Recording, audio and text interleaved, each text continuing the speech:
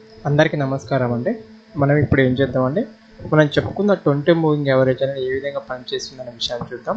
నేను ఇండికేటర్‌కి వెళ్ళాను. ఇండికేటర్స్‌లో ఏం చేశానంటే పీవోట్ పాయింట్స్. మనకి పీవోట్ పాయింట్స్ అనేది మనం చెప్పే దాంట్లో వేరు ఉంటుంది. డిఫరెంట్ వ్యక్తులు డిఫరెంట్‌గా ఇక్కడ యూజ్ చేయడం జరుగుతుంది. మీరు ఎవరిది తీసుకున్నా పర్లేదు. కానీ నేను మాత్రం ఏం యూజ్ చేస్తానంటే పీవోట్ స్టాండర్డ్స్ అనే దాన్ని యూజ్ చేస్తాను. ఓకే, ఇక్కడ డిఫాల్ట్గా ఏం చేస్తుందో మనకి R1 ఎక్కడ, R2 ఎక్కడ, సెంట్రల్ పీవోట్ పాయింట్ ఎక్కడ అనేది మనకు రావడం జరుగుతుంది. మీకు పీవోట్ పాయింట్స్ గురించి ఐడియా లేకుంటే మీరు ఏం చేస్తారంటే మన ఛానల్లో సెంట్రల్ పీవోట్ పాయింట్ ఏ విధంగా, సిపిఆర్ ఏ విధంగా ఉంటుందనే విషయాన్ని ఎక్కడ అంటే ప్లేలిస్ట్లో ఉంటుంది, వెళ్ళి చూడండి. వెళ్తే నేను చెప్పింది ఎంతవరకు వాస్తవం ఎంతవరకు అవాస్తవం అనే విషయం అనేది మీకు అర్థమవుతుంది. నీట్గా గుర్తుపెట్టుకోండి ఎప్పుడు కానీ, ఎవరేం చెప్పినా, అది నేను చెప్పినా ఎవరు చెప్పినా, ఓకే, మార్కెట్లో ఎంతవరకు వర్కౌట్ అవుతుంది, ఓకే, ఆ వర్కౌట్ అవుతున్న విషయాన్ని అర్థం చేసుకోవడానికి ప్రయత్నం చేయండి. దానికి కొద్దిగా ఏం చేస్తారు, ప్రీవియస్ డే హైస్ లోస్ అనేవి వెరీ ఇంపార్టెంట్ లెవెల్స్, రౌండ్స్ కూడా ఏంటంటే వెరీ ఇంపార్టెన్స్ లెవెల్స్. ఇప్పుడు ఇక్కడ నుండి ఏం చేద్దామండి మనం చూద్దాం. ఓకేనా, మార్కెట్ ఏం చేసింది అనే విషయాన్ని ఇక్కడ నుండి చూసుకుంటూ వెళ్ళిపోదాం. ఓకే అండి, రిప్లై యూజ్ చేస్తున్నాను ఇక్కడ నుండి. ఓకే, కొద్దిగా జూమ్ చేసుకొని మనం పెద్దగా పెట్టుకుంటే అయిపోతుంది. ఓకే అండి, ఇది పీవోట్ పాయింట్స్ అనేది కొద్దిగా డిఫరెంట్గా కనబడుతుంది. పీవోట్ పాయింట్స్ మీద ఐడియా లేని వాళ్ళకి నేను ఏం చెప్తున్నాను అంటే, ముందుగా పీవోట్ పాయింట్స్ యొక్క సెట్టింగ్స్కి వెళ్దాం. ఓకే, ఇక్కడ బాగున్నాయి స్టైల్స్ అండ్ ఇన్పుట్స్లో చాలా ఉన్నట్టున్నాయి. ఇందులో మనకి ఏం కావాలండి, జస్ట్ R4 R5 అవసరం లేదు, S4 S5 అవసరం లేదు, S3 వరకు ఇనఫ్ అండి, అంతకు మించి అవసరం లేదు. ఓన్లీ మనకు ఇది ఉంది కదా, సెంట్రల్ పీవోట్ పాయింట్ అంటారు. సెంట్రల్ పీవోట్ పాయింట్కి మాత్రం ఏం చేస్తున్నాను, బ్లాక్ కలర్ ఇస్తున్నాను. ఓకే అండి, ఇప్పుడు మనకి ఏంటది చూడండి, మిగతా అన్ని రిమూవ్ అయిపోయాయి. సెంట్రల్ పీవోట్ పాయింట్ అనేది ఇది. ఓకే, ఈ విధంగా ఏ విధంగా ఉంటుందనే విషయాన్ని చూద్దాం ఇప్పుడు. ఓకే, ఏం చేస్తున్నాను, రిప్లై బటన్ చేసి యూజ్ చేస్తున్నాను. ఓకే, మార్కెట్ ఇది నిన్నటిది కంప్లీట్ కానివ్వండి. కంప్లీట్ అయ్యాక మీకు అర్థమవుతుంది నేను చెప్పింది ఏంటి, ఏ విధంగా ట్రేడ్ చేయవచ్చు అనే విషయం. ఓకే అండి, ప్రతిదాన్ని గమనించాలి. గమనిస్తున్న కొద్దీ మార్కెట్లో డబ్బులు అవే వస్తాయండి, రాకుండా ఉండవు. ఓకే అండి, చాలా ఫాస్ట్గా పెట్టాను. ఓకే అండి, ఇప్పుడు ఏంటిది, పెద్ద Reddy candle gap up open అయింది. కాకపోతే మనకి ఇక్కడ ఏమన్నా వచ్చిందా, ఏమీ రాలేదు. ఓకే, మనకి సంబంధం లేదు. కానీ మనం ఏం చెప్పుకుందాం అండి, అంతకుముందు ఏం చెప్పుకుందాం, ఏదైతే ఫస్ట్ ఒక లోన్ క్రాస్ చేస్తుందో, ఏంటది లోన్ క్రాస్ చేస్తుందో ఇక్కడ ఎంట్రీ కావచ్చు. ఈ హై ఏదైతుందో స్టాప్ లాస్ పెట్టుకోవచ్చు. మనం ఏం చెప్పుకుందాం, సెల్లింగ్ ఏంటది, ఇది ఏంటంటే సెల్లింగ్ సంబంధించింది, ఎటు ముఖానికి సంబంధించింది వచ్చింది, సెల్లింగ్ సంబంధించి వచ్చింది. చూద్దాం మన టార్గెట్ రీచ్ అయిందా కాలేదా. ఓకే అండి, ఎక్స్ప్లెయిన్ చేసుకుందాం, దాన్ని ఎక్స్ప్లెయిన్ చేసుకుందాం, దీన్ని ఎక్స్ప్లెయిన్ చేసుకుందాం. ఓకే అండి, టార్గెట్ వచ్చేసి ఎంత అండి, సుమారుగా 200 పాయింట్లు.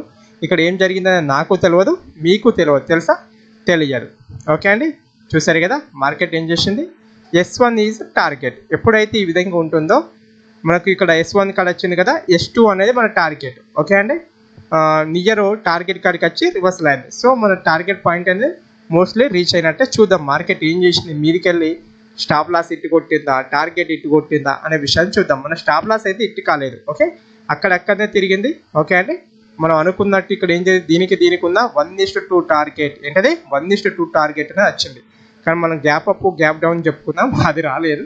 ఎందుకంటే ఏదో ఒక చార్ట్ చూపెట్టి నాకు అప్పటి మందని చెప్పడం నాకు ఇష్టం లేదండి. అది వస్తే చెప్తాను, రాకుంటే నేను చెప్పిన కాన్సెప్ట్ అనేది మీ మైండ్లో ఉంటుంది. ఇప్పుడు మనం దేని గురించి డిస్కస్ చేయడానికి ఈ వీడియోని చెప్పుకుంటున్నాం, గ్యాప్ అప్ గ్యాప్ డౌన్ అయినప్పుడు ఏం చేయాలనే విషయం గురించి తెలుసుకుంటున్నాం. ఇక్కడ కూడా ఏమొచ్చింది, ఫాలింగ్ ఏంటది, ఫాలింగ్ అంటే 50 మూవింగ్ యావరేజ్ మీద ఉండాలి, 20 మూవింగ్ యావరేజ్ కింద ఉంటే సెల్లింగ్కి సంబంధించింది ఎంతవరకు వస్తుందనే విషయం చూద్దాం. ఇందులో రాకుంటే ఇంకో వీడియో చేసుకుందాం. ఈ వీడియోను హ్యాష్ ట్యాగ్కి ఏం చేస్తానంటే అప్లోడ్ చేస్తాను. ఇక్కడ కూడా మన ఎంట్రీ పాయింట్ ఏదండి, ఇక్కడ ఫస్ట్ లోన్ క్రాస్ చేసినాక ఈ లోలో ఎంట్రీ పాయింట్, హైలో స్టాప్ లాస్ పాయింట్. మళ్ళీ ఇక్కడ ఎప్పుడైతే 1:2 రీచ్ అయిందో దీని లోలో ఏంటిది మన ఎంట్రీ పాయింట్, దీని హైలో స్టాప్ లాస్ పాయింట్. ఫస్ట్ 10 లోపు వస్తే ఎన్నిసార్లు అంటే అన్నిసార్లు. ఓకే అండి, సో ఆ విధంగా చేసుకోవచ్చు. ఏం చేసిందని చూద్దాం. ఓకే అండి, నేను చెప్పే విషయాన్ని కరెక్ట్ అర్థం చేసుకోండి. ఓకే అండి, స్టాప్ లాస్ ఇట్టి కొట్టేది, బఫర్ యాడ్ చేసుకుంటే ఇక్కడ పెట్టుకోవచ్చు. ఓకే అండి, చూద్దాం మార్కెట్ ఏం చేసింది, మనకు కావాల్సిన టార్గెట్ని రీచ్ అయితలేదు. ఓకే, రీచ్ అయింది. ఏమైంది, రీచ్ అయిన తర్వాత మీదికి వెళ్ళింది. కానీ మనకు కావాల్సింది వచ్చిందా, రాలేదు. Market is simple. ఆ సింపుల్ దాన్ని అర్థం చేసుకోవడం వెరీ ఇంపార్టెంట్. ఓకే అండి, మార్కెట్ అనేది మీదికి వెళ్ళిపోతుందో ఆ రోజు ఏం న్యూస్ ఉందో సో నేను చెప్పే విషయాన్ని కరెక్ట్ అర్థం చేసుకుంటే సరిపోతుంది. ఓకే అండి. మనం అనుకున్న ప్రకారం మాత్రం ఒక్కరోజు కూడా జరగలేదు ఇప్పటి వరకు. చూద్దాం. Okay, very good. ఇప్పుడు చూడండి. ఏంటది నేను ఏం చెప్పాను? గ్యాప్ అప్ ఓపెన్ కావాలి, మార్కెట్ ఏం కావాలి? గ్యాప్ అప్ ఓపెన్ కావాలి. ఫస్ట్ ఒక గ్రీన్ క్యాండిల్ ఫామ్ కావాలి. ఏం కావాలి? గ్రీన్ క్యాండిల్ ఫామ్ కావాలి. తర్వాత ఏంటిది? ఒక రెడ్ క్యాండిల్ ఫామ్ కావాలి.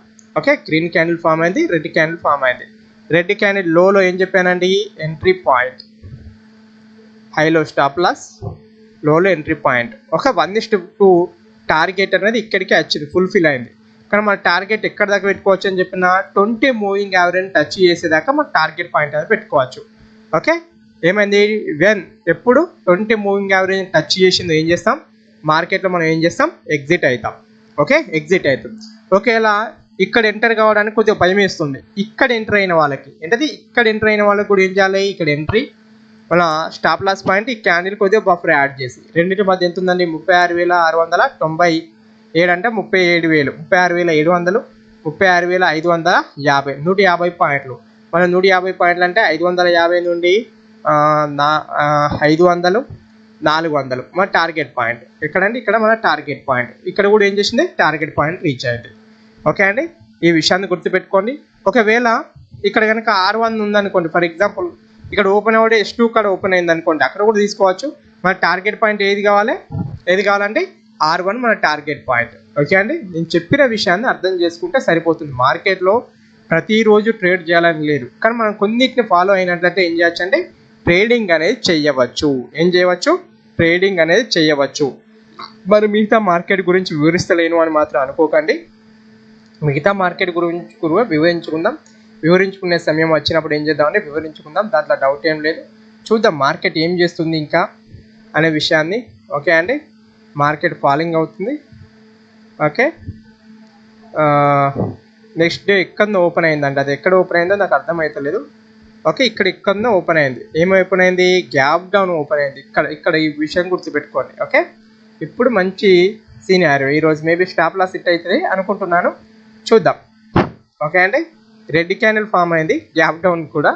సో ఇక్కడ ఏంటిది? మన ఎంట్రీ పాయింట్. బేసికల్గా ఇక్కడ ఎంట్రీ పాయింట్ తీసుకోవచ్చు కొద్దిగా ఎవరైతే రిస్క్ తక్కువ బేర్ చేస్తారనేవారు. తర్వాత ఏంటిది? మన స్టాప్ లాస్ పాయింట్ ఇక్కడ బఫర్ యాడ్ చేసి పెట్టుకుంటాం. లేకుంటే రిస్క్ చేసే వాళ్ళు ఎక్కడ తీసుకోవచ్చు? ఈ గ్రీన్ క్యాండిల్ హైలో స్టాప్ లాస్ ఎంట్రీ పాయింట్ అని తీసుకోవచ్చు. మార్కెట్ ఏం చేసిందనే విషయం చూద్దాం. ఓకే అంటే నేను చెప్పిన కాన్సెప్ట్ చూసారు కదా. స్టాప్ లాస్ ఇట్టు కొట్టలేదు. కొట్టకుండా ఏం చేసింది? 1:2 ఒకటే క్యాండిల్ ఏం చేసింది? ఒకటే క్యాండిల్లో మనం ఇవరకు చెప్పుకున్న గ్యాప్ అప్, ఇప్పుడు ఏంటంటే గ్యాప్ డౌన్ సినారియో. ఏం scenario? Gap down scenario. Options scalping is different. Okay అండి, ఎప్పుడు కూడా ఆప్షన్ స్కాల్పింగ్లో ఒకటి మాత్రం గుర్తుంచుకోవాలి. ఏం గుర్తుపెట్టుకోవాలి? Previous day high, previous day లో ఉన్నప్పుడు కొద్దిగా జాగ్రత్తగా ఆలోచించాలి. అదేవిధంగా గ్యాప్ బార్డర్స్ ఉన్నప్పుడు కొద్దిగా జాగ్రత్తగా ఆలోచించవలసి ఉంటుంది. ఎప్పుడైతే 20 మూవింగ్ యావరేజ్ టచ్ అయిందో మనం ఏం చేస్తాం? ఎగ్జిట్ అవుతాం. లేకుంటే మనకు 1:2 ఎప్పుడు వచ్చిందో ఎగ్జిట్ అవుతాం. ఇంకొక విషయం ఏం చెప్పినా, మనం ఇక్కడ ఎంట్రీ తీసుకుంటే మన టార్గెట్ ఏం చెప్పినా ప్రీవియస్గా ఉన్న S1 లేదా S2 ఏది దగ్గర ఉంటే అది మన టార్గెట్ పాయింట్. ఇక్కడ టార్గెట్ రీచ్ అయింది కదా అంటే ఇక్కడ మన ఎగ్జిట్.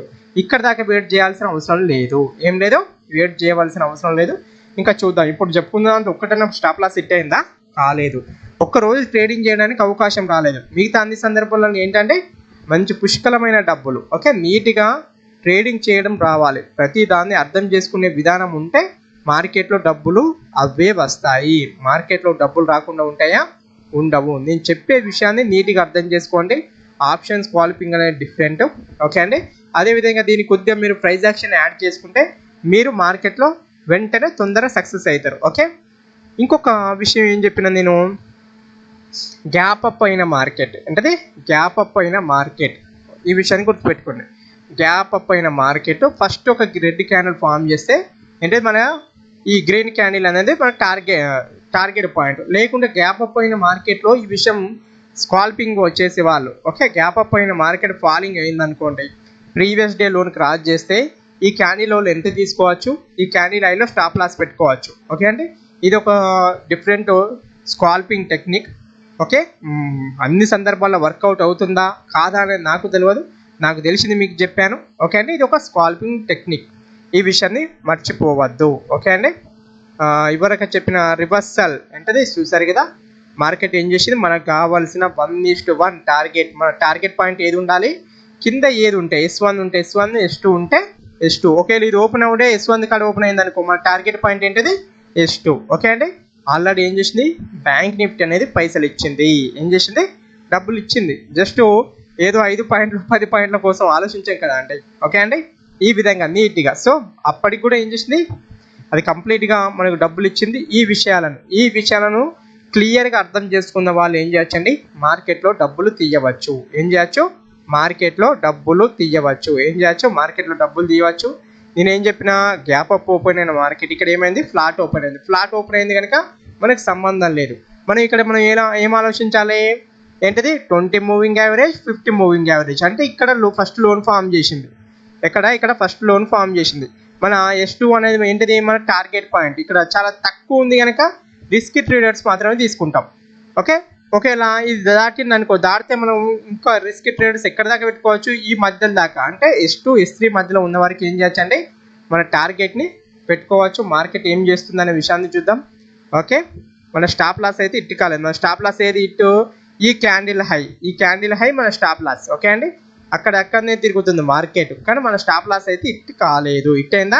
ఇట్టు కాలేదు. Okay, stop loss hit. ఏంటది, స్టాప్ లాస్ హిట్. ఏం చెప్పాను, ఇక్కడ స్కోప్ అనేది లేదు కనుక స్టాప్ లాస్ హిట్ అయింది. మనం చెప్పుకున్న దాంట్లో first stop loss hit. Okay అండి, నేను చెప్పే విషయాల్ని మీరు కరెక్ట్ అర్థం చేసుకుంటున్నారు అనుకుంటున్నాను. చూపెట్టే ఒక్క ఎగ్జాంపుల్ అయినా ప్రీవియస్ చాలా దూరం వెళ్ళి మీకు చూపెడుతున్నాను. అక్కడికే తీసుకెళ్ళి చూపెడుతున్నాను, కంటిన్యూగా చెప్పుకుంటూ వస్తున్నాను.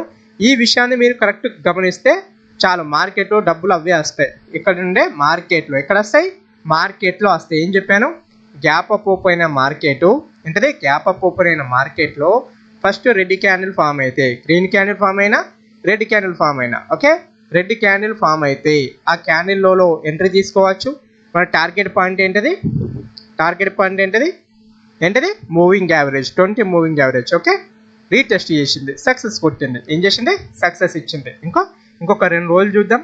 2 రోజులలో మనం ఎన్ని డబ్బులు అంటే, ఒక్క రోజు మాత్రమే స్టాప్ లాస్ హిట్ అయింది, మిగతా అన్ని రోజులు కూడా ఏమైందంటే సక్సెస్ అయింది. కాకపోతే గ్యాప్ డౌన్ అయిన మార్కెట్లో రికవరీ వచ్చింది, వరకు రాలేదు ఎగ్జాంపుల్. కానీ ఈ విధంగానే ఉంటుంది, అది వచ్చేది ఉంటే సంతోషం ఉంది. దాని గురించి కూడా ఎక్స్ప్లెయిన్ చేసుకుందాం. దాని గురించి నేను వెతికి పెట్టడం నాకు ఇష్టం లేదు. ఓకే అండి, మనం ఏది చెప్పినా జెన్యూన్గా చెప్పుకోవాలి.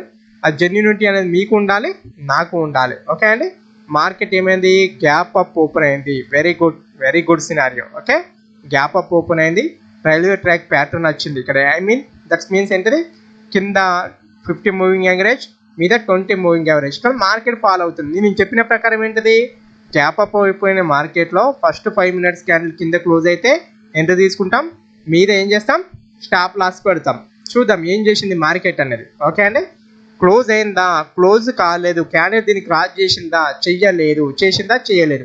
ఇప్పుడు మనం ఏం ఆలోచించవచ్చు, ఫస్ట్ డే హై ఏంటది, దీని ప్రకారం ఎటు ముఖాన్ని తీసుకుంటాం, 50 మూవింగ్ యావరేజ్, 20 మూవింగ్ యావరేజ్ ప్రకారం బై సైడ్ తీసుకుంటాం. ఎటు సైడ్ తీసుకుంటాం, బై సైడ్ మనకు ఎంట్రీ పాయింట్ ఎక్కడ వచ్చిందండి, ఇక్కడ ఎంట్రీ పాయింట్. ఇది మన యొక్క entry point. Stop loss point ఎక్కడ పెట్టుకోవాలి, సింగ్ లో ఏది లేకుంటే ఇక్కడ మిడిల్ ఆఫ్ దిలో పెట్టుకోవచ్చు, లేకుంటే 20 మూవింగ్ యావరేజ్ని స్టాప్ లాస్ పాయింట్గా పెట్టుకుంటాం. ఓకే అండి, మనకు కావాల్సిన 1:2. అంటే మన టార్గెట్ పాయింట్ ఇక్కడ ఏంటది, R3 టార్గెట్ పాయింట్. కానీ దీనికి ఉన్నది తక్కువ ఉంది కనుక ఇక్కడికి మన టార్గెట్ రీచ్ అయింది. మార్కెట్ ఏం చేసిందనే విషయాన్ని చూద్దాం. ఓకే అండి, మన టార్గెట్ రీచ్ అయినాక ఏమైంది, కన్సాలేషన్ అవుతుంది. మన టార్గెట్ రీచ్ అయినాక మనకి ఏం పని అండి అక్కడ ఉండడానికి. ఓకే అండి, అవసరం లేదు కదా, ఆ విషయాన్ని గుర్తుపెట్టుకోండి. ఈ విధంగా ఫాలో అవుతున్నప్పుడు ఏం చేస్తుంది, 50 మూవింగ్ యావరేజ్ని మోస్ట్ ఆఫ్ ది టైమ్స్ ఏం చేస్తుంది, మార్కెట్ రెస్పెక్ట్ చేసి కింది సైడ్ తర్వాత ఫాల్ కావడం జరిగింది. ఓకే అండి, ఈ విధంగా డీసెంట్గా ప్రాక్టీస్ చేయండి. ప్రాక్టీస్ చేస్తే మీకు వస్తుంది. ఇంకొక